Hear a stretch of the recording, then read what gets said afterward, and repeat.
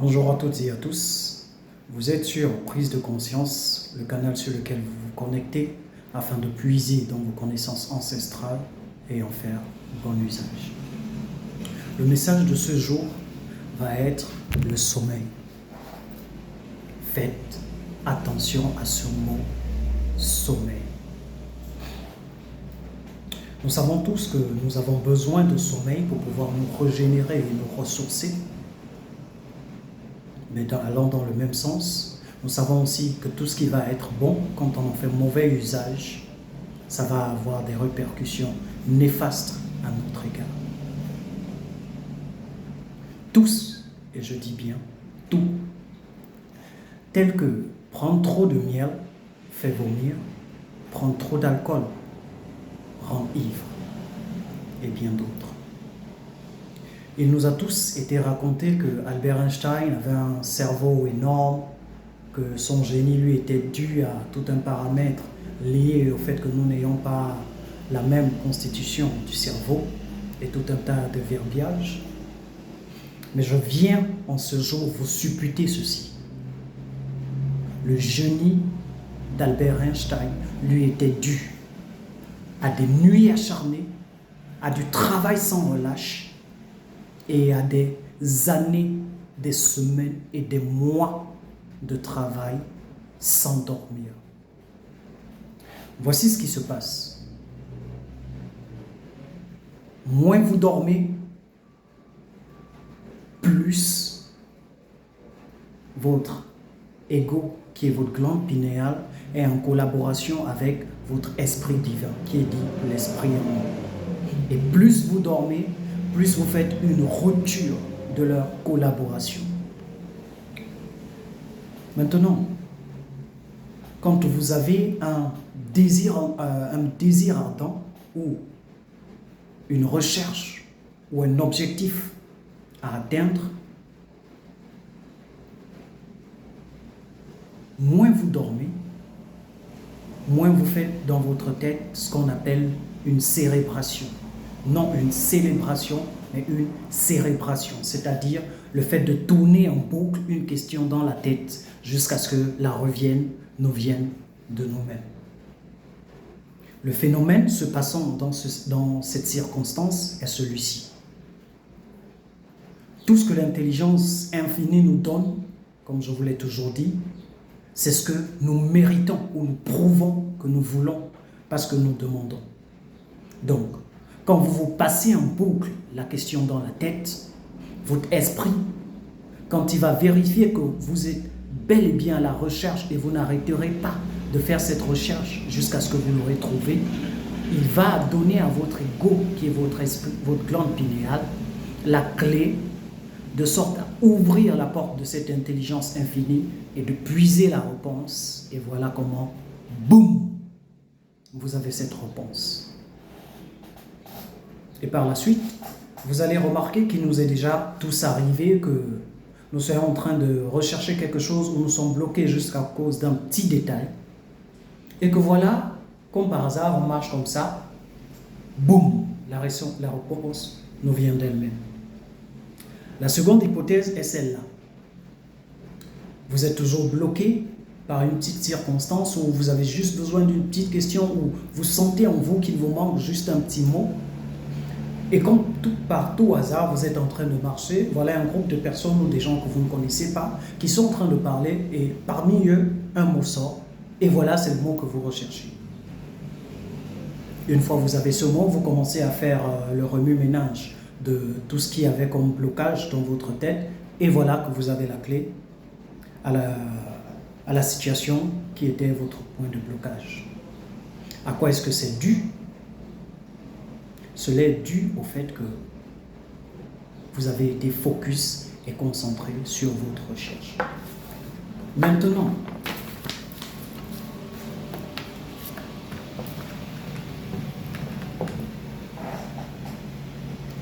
quand vous entendez parler des illuminés, des Bouddhas ou des personnes éveillées, je vais utiliser aujourd'hui des termes les plus simples pour que nous puissions tous comprendre clairement ce que cela veut dire.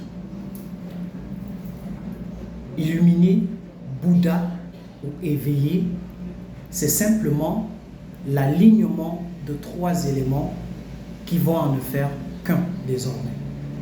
C'est l'alignement de votre esprit divin, de votre âme et de votre ego qui est votre glande pinéale.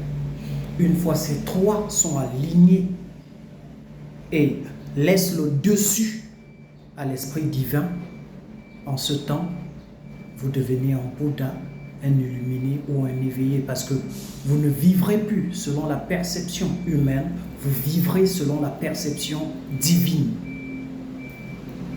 En revenant sur le sens ou le cadre du sommeil, vous remarquerez que après le jeûne de 40 jours de Jésus, quand il revint vers ses disciples, il eut à leur poser une question liée au sommeil. Vous êtes toujours endormis? Pas qu'est-ce que vous faites là ou pourquoi vous ne faites pas ceci ou cela, non. Vous êtes toujours endormis? Pourquoi ici fait-il allusion au sommeil? Eh bien, de par la suite, il va leur dire ceci. Restez éveillés. Ce fut sa recommandation à lui. Restez éveillés. Quand il va leur dire que la chair est faible, il fait allusion ici à notre ego, qui est notre glande pinéale. Pourquoi est-elle faible? Parce qu'elle aime les désirs, les plaisirs, les récompenses instantanées, pas d'effort, le sommeil, la paresse. Ça, ce sont les gratifications de notre ego, qui est notre glande pinéale. Mais par la suite, il ajouta ceci. L'esprit, lui, est fort. Parce que l'esprit est cette voix en vous qui va à tout moment vous dire « Bouge-toi, lève-toi, va travailler. Tu n'es pas discipliné. Il faut que dès aujourd'hui, tu changes. Car tout ce que tu fais est mauvais. » Voilà qui est l'esprit en nous. Donc, quand il leur dit par la suite que soyez éveillés, c'est parce que plus vous êtes éveillés, moins vous dormez, plus vous êtes concentré et focus sur votre vie.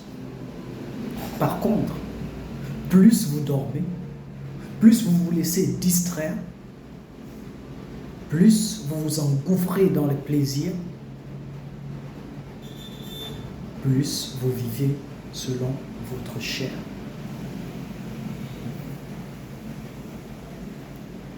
Sachez dès aujourd'hui que seul et uniquement vous choisissez selon quel monde vous vivez.